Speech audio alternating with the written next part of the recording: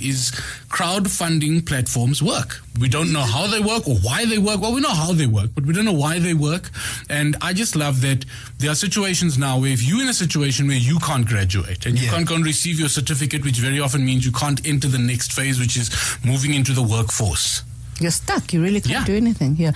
What is also great, I think, what makes crowdfunding and sites like that work is that you get a tax break. And I know with Feenix, which is was started by Standard Bank, I've got a friend who works there, and she personally contributed to that. And she said, not necessarily was one of the motivations, but it does help that when you contribute to such, you get a tax break. But as donations tax, is it the same thing? Yeah. I like that. Well, we are joined by a wonderful Afropolitan who waited to graduate for a long time and then used Feenix to finally step up and receive that great honor of graduating. We're joined on the line by medical student, I'm going to say it as slowly as I can, Retshidisitswe. Did I get it? Retshiditswe. Hi guys, how are you? Listen, Retshiditswe Kotane. Tabiso has been coaching me to say your name from about 6:15. She's broken it down. She's got your name, and I'm going to be honest with you. It's written R-E-C-C-Tswe. I was like, I don't need the dashes, and then I still messed it up. So, what are your friends? Too many dashes. Those are too many dashes. It's Tsiri. Once you say Tsiri, you've got me. Tsiri, I knew it was going to be Tsiri. Tsiri, firstly, thank you so much for joining us. We are so excited to unpack your story. Tell us about your road to graduation. Sure, the road to graduation was a long one. Okay? It was pretty long. I qualified in 2018. That's when I finished my degree and qualified, and missed the first graduation ceremony in that December. Because of non-payment? Because of no payment, outstanding fee account, correct. I then, obviously outstanding fees were not a new thing to me. I had a similar problem. In second year, when I had to register for my final year, I still had that outstanding fee from the previous year. So it was that problem again. And that is when I was introduced to Feenix. Somebody told me that towards the end of your graduation year, you can try with Feenix. They have actually helped a lot of students graduate, and that is when I uploaded my profile and started campaigning with Feenix. Now, how difficult was it? Let's talk to this Feenix process. So you hear about this majestic, almost unbelievable site where people miraculously go and help people they don't even know to graduate and do crazy things. What was the process? What did you have to do? What I had to do is go online, right? You visit the Feenix website, right? And then it guides you on the documentation that you need to submit. And then before you know it, your profile is active. You just have a little story about who you are, where you're from, and then you just have the name of your degree, which year you're in, and just like that, you start campaigning. How much money was raised for you? It was 92,000 rand on my side. How many? 92,000 rand. So that's brilliant. The universe gave you 92,000, just like 90. That. Yeah, just like that. People that I don't know, people I've never seen, decided to invest in my dream, and today I am here. And what is the degree? It's Bachelor of Clinical Medical Practice. So by qualification, I'm a clinical associate. Bachelor of people who can help us with corona. That's what I heard you say. So this, I mean, this is fortuitous in that the universe has gifted you with this wonderful gift, and I have a feeling that you are now giving back in terms of being properly involved with COVID-19. What role are you playing in the pandemic? Yes, so I am employed by Netcare Linksfield, right, and I've been deployed to the NICD. So here I form part of the CRDM team at the lab. That's where the COVID testing samples, we receive them, then we test them, and then we avail the results online for different hospitals or doctors that need those results. So currently I'm just behind the scenes. I only see patients, I think, after every 4 days. Then I'm in a clinical setting, but most of the time I am in the lab just assisting on the virology team, and I work alongside medical scientists, the lab technologists. So you work alongside other qualified people. You are in the same WhatsApp qualified group. People. Same WhatsApp that has been in here forever.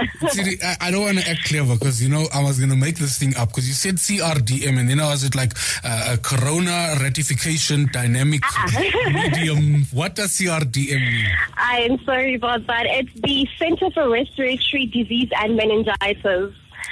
Okay, so this is the center that obviously would be specifically designed and conceptualized for respiratory disorders, and you are directly involved with testing. Give us the perspective from your side. So we read it in the newspapers, we listen to the Department of Health. How is it on the ground? Is fighting the disease as traumatic, as hectic, as stressful as we believe it is? I think in this profession, one thing we've learned is to stay calm. Yeah. So I never see the panic between or amongst our colleagues. We're so calm. We're all aware of what we need to do, and we work tirelessly to make sure that the country is reassured that we deliver on time. So I can't say I feel the panic on my side. It's a bit quiet because everybody's busy. Yeah. But panic is not something I've noticed. Not ever since I've been here. I haven't seen any panic. One thing I've noticed about graduates, they're very calm. Once you graduate, you just become a very, very calm person, which is something that I enjoy tremendously. Let's talk about how this is going to change the rest of your life. So in January this year, you were going to be a statistic. In January this year, you were a person that was unable to come up with the 92,000 rand, unable to pay the university the fees owed so that you could finally graduate. And now I feel like you are never going to miss a debit order in your life. How are you feeling that your life has changed this year alone in terms of what your future looks like? This has been a life-changing moment. I will not lie. At the beginning of the year, I did not expect this. I had thought I'd still had to work hard. I'd still have to try campaign more. I'd still have to explain to people what I need or what the kind of help I need from them. But right now, I'm overwhelmed by this opportunity where I get to learn and even step outside my comfort zone, even step outside my scope of practice a bit. I mean, I'm part of a virology team, and I'm more a clinical setting person. Yeah. So I was trained to interact more with patients, not to spend time in the lab. But here I am interacting with people that specialize in this field, and I'm just a graduate. So I'm overwhelmed. I'm very happy. I feel very fortunate to even be here. I've only been here for 6 weeks, and I've learned so much. So going forward, it's going to be hard to decide because everything seems so exciting. I just want to learn more. I mean, I can hear, and your passion is tangible, is what it is. And it's always so gratifying for me when somebody as passionate as you kind of has the doors open up and your path being made clear. And I often see the struggles that you're going through now as something that you'll look back on as the best education and equally as important as actually graduating.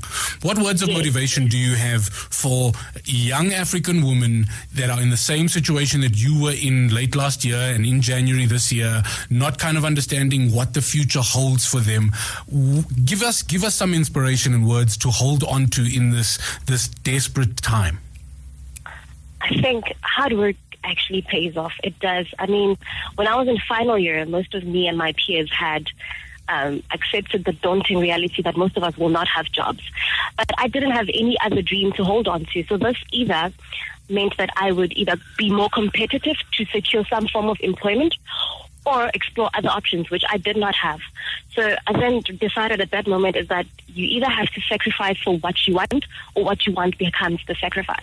And I did not see myself sacrificing this dream. I have no other dream. This is what I want, and this is what I'm going to pursue for the rest of my life, really.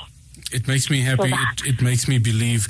I want to wish you nothing but the best. I'm excited that I think this is going to be your worst year. Your life is going to be better every year from this year, and it's already sounding like you're doing just fine. So thank you for taking time. Thank you for following the process. Thank you for sticking to your passion and being an example. And thank you for being in the front line helping us fight this crazy battle. Yeah, well done to you, Tidi.